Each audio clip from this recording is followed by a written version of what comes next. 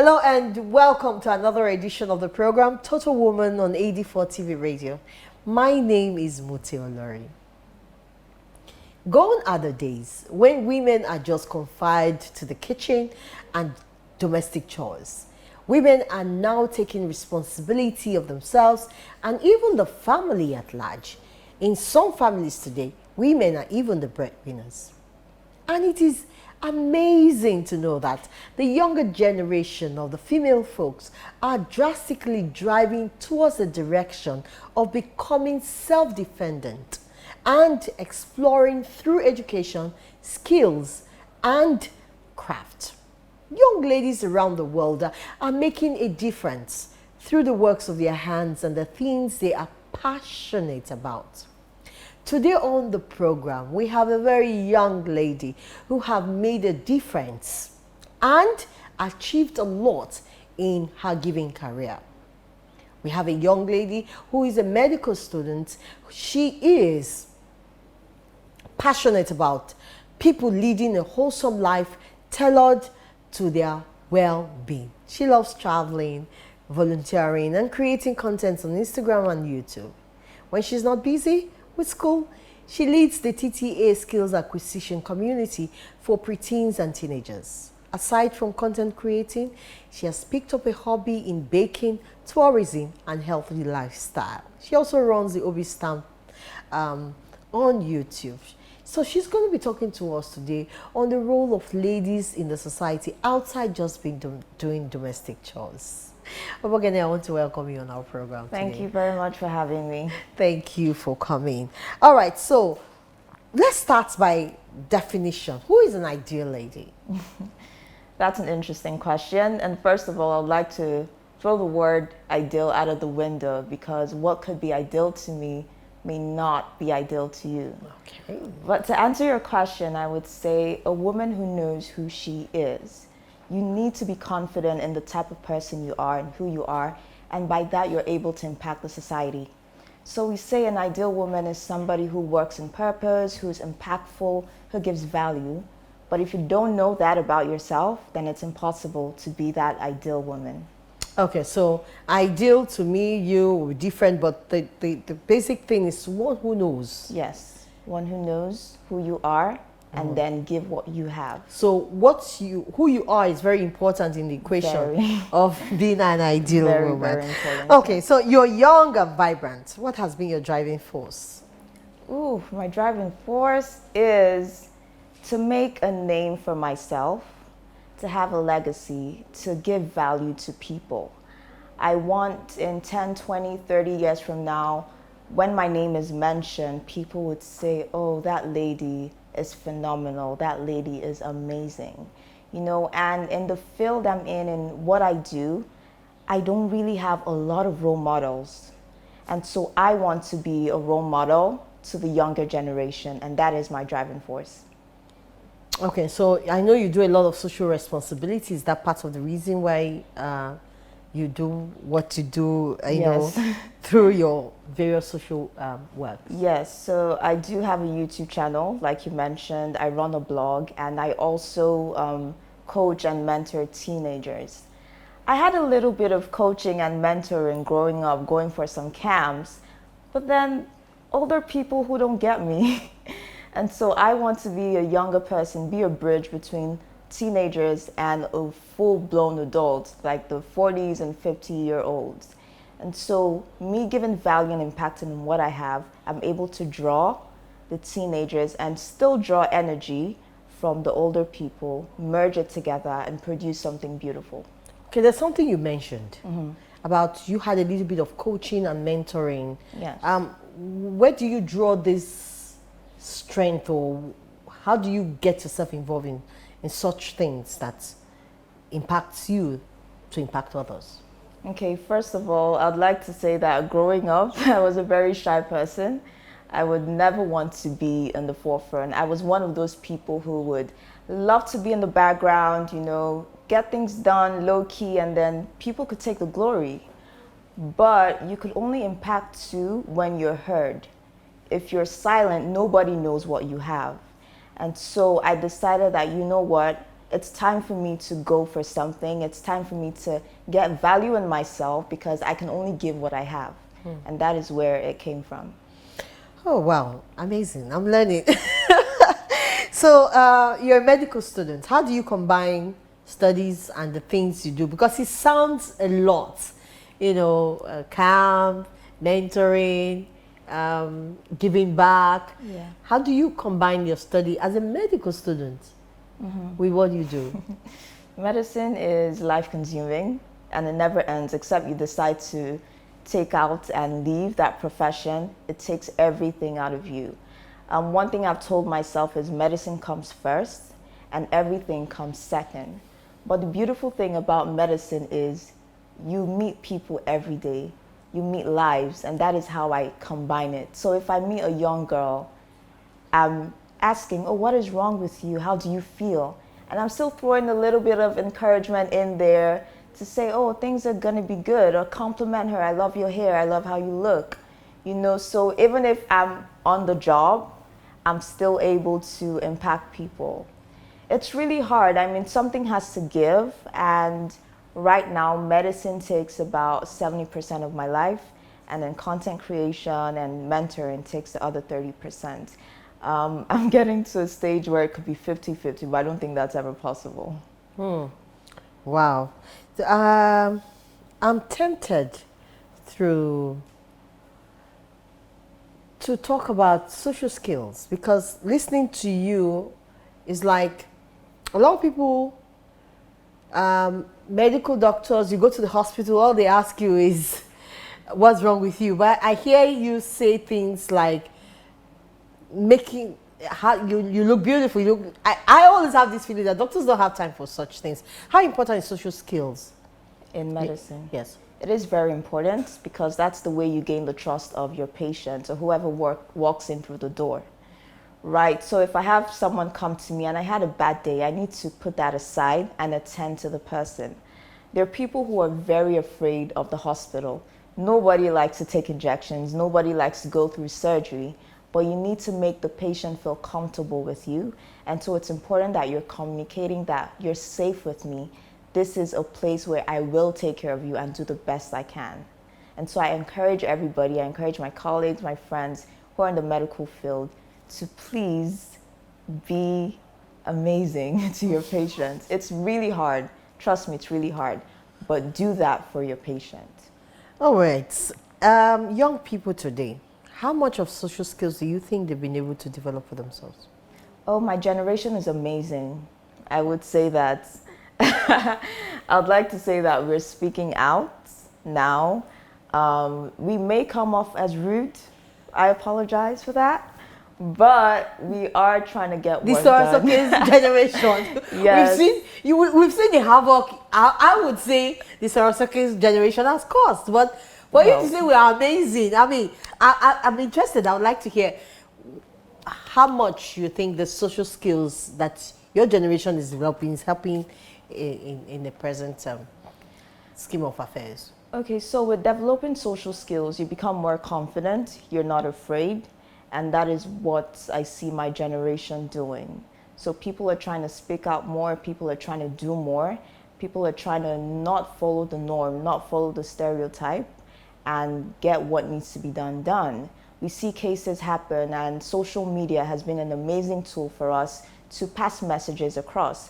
In the past, things may happen and get buried, but now everything comes to the limelight, and we don't stop until we get it done. So I'm saying that with social skills, I see my generation having 70% of that, and it could be better too. Okay, if you say so.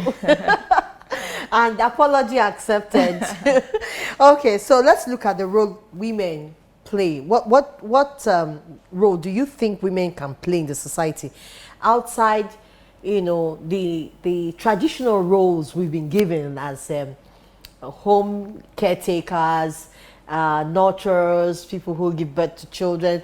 The kitchen seems to be like assumingly the place for women. So what else do you think as a case study that women can begin to, other things that we can begin to do? Amazing. Now, women should go for powerful positions, take leadership roles, and it's going to be easy for us because you said we're nurturers. Who better to lead? Who better to make things happen than someone who could nurture you from ground up and produce something? Most times we see children grown up and they'll say, ah, your mama born you well.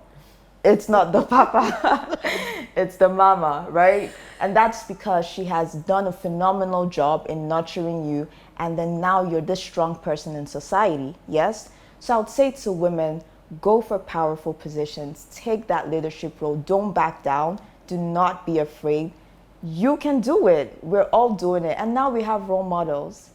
We hear Ngozi, we hear Angela Merkel, we see, look at New Zealand, one of the first nations to get out of COVID-19 because a woman was there in the forefront, right? So I would say to women, you are more than capable, right? You are phenomenal, you are more than capable, and only you, really, only you can do it. I mean, you have every single thing that you need.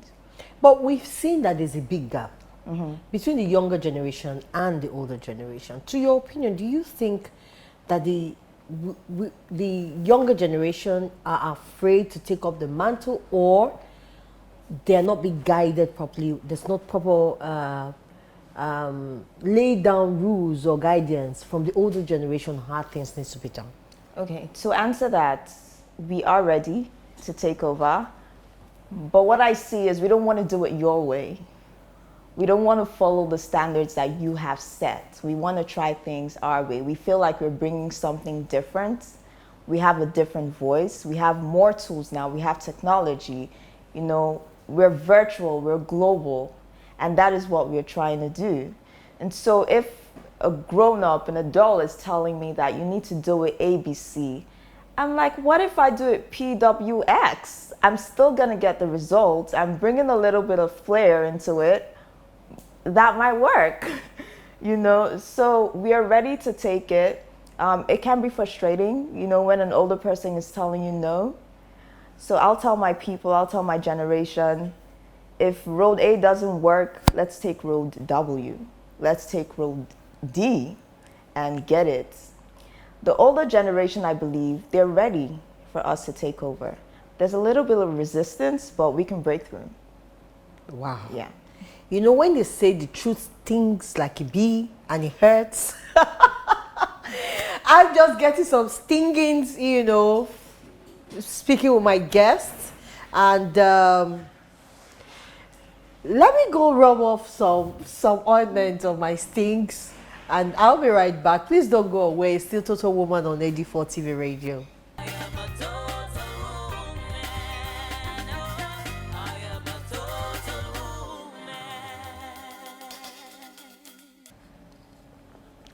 All right, welcome back. It's still Total Woman on AD4 TV Radio.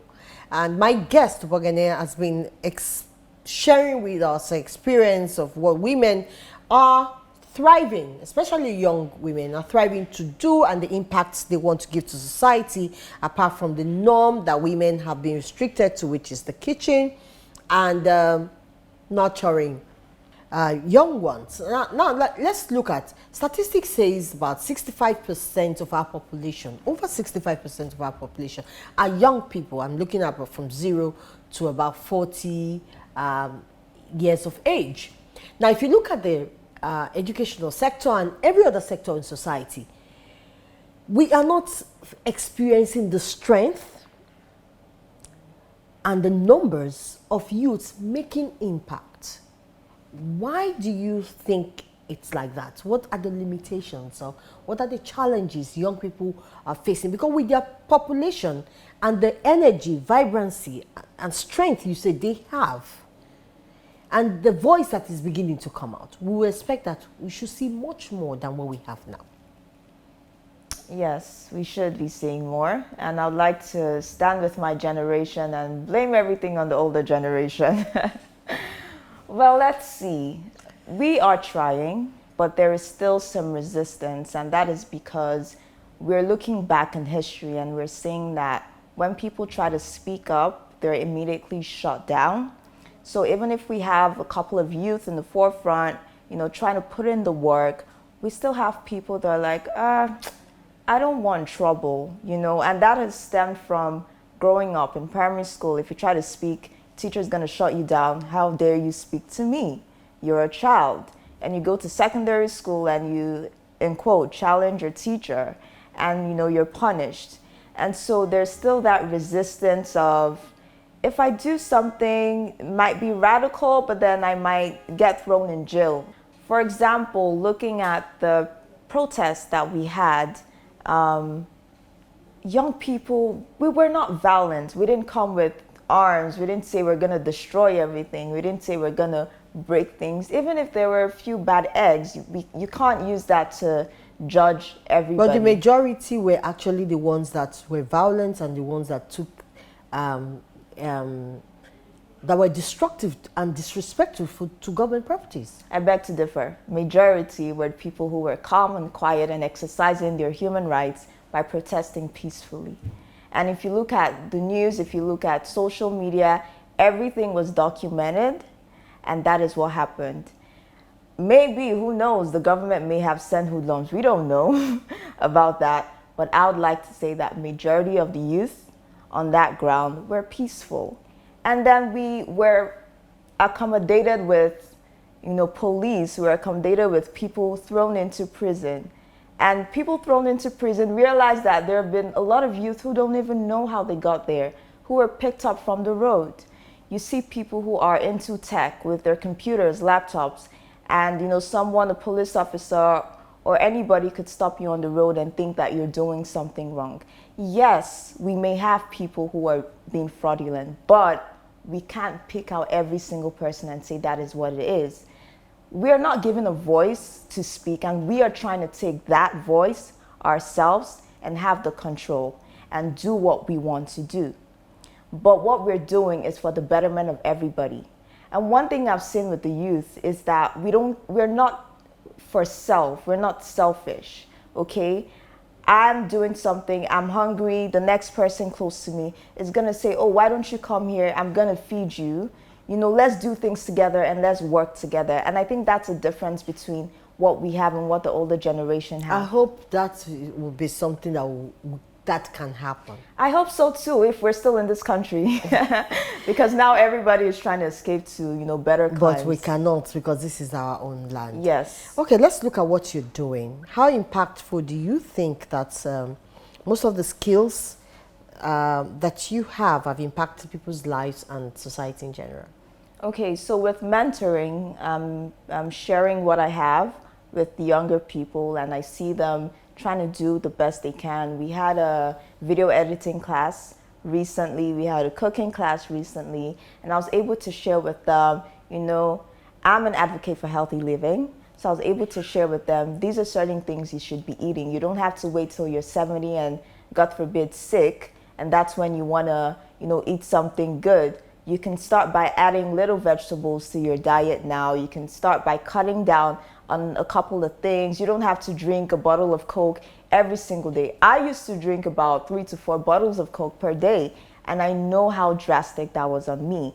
And so that is what I try to influence people on. You can be healthy by doing little changes. You can be a leader by speaking out. You can voice out your opinions by creating something visually appeasing and aesthetically appeasing and sharing it with people. And I see a lot of people picking up on that too, and saying, oh, I like the way you do this, can you teach me? I like the way you edit, can you teach me? Oh, I need to add weight, I need to lose weight on this, what can I eat, what can I do? And so I'm sharing that with people, and I see it. It's not a huge number, but I see a couple of people taking that too. That's interesting, because I'm also one of those students undergoing the health talk. Like you said, we don't have to be sick before we begin to think of living a healthy lifestyle. All right, so what are your plans for the future? Well, I'll be graduating medical school soon, and so I plan to be a practicing physician, and I plan to keep going on advocating for healthy living, just sharing amazing recipes with people on my YouTube channel, having a blog, and just sharing a wholesome lifestyle with youth and with the older people too. We can impact the older generation as well. It's just not my generation, and that is my plan. That is what you should look out for. Any plan for politics? Who knows? I'm not going to say that now, but maybe. We'll see. All right. Thank you very much Thank for you being for an having amazing me. guest. All right. Thank you so much. And this program is dedicated to every young and inspiring young person out there, especially female, that you have a voice. Don't let anything silence you. Do not even allow us and our generation silence you, because people seem to be saying we have failed them, but it's your turn now. What do you want to do with it, and how do you want to go about it? Acquiring such skills as leadership skills and mentoring skills is so important. Volunteering and giving back to society is key. Let's work together to see that we raise others and build others up. All right, so that's what we preach, and that's what we do on Total Woman. All right, thank you so much for joining us. Next week is another day. Please keep the appointment with me. My name is Muti Olori. God bless you. Bye-bye.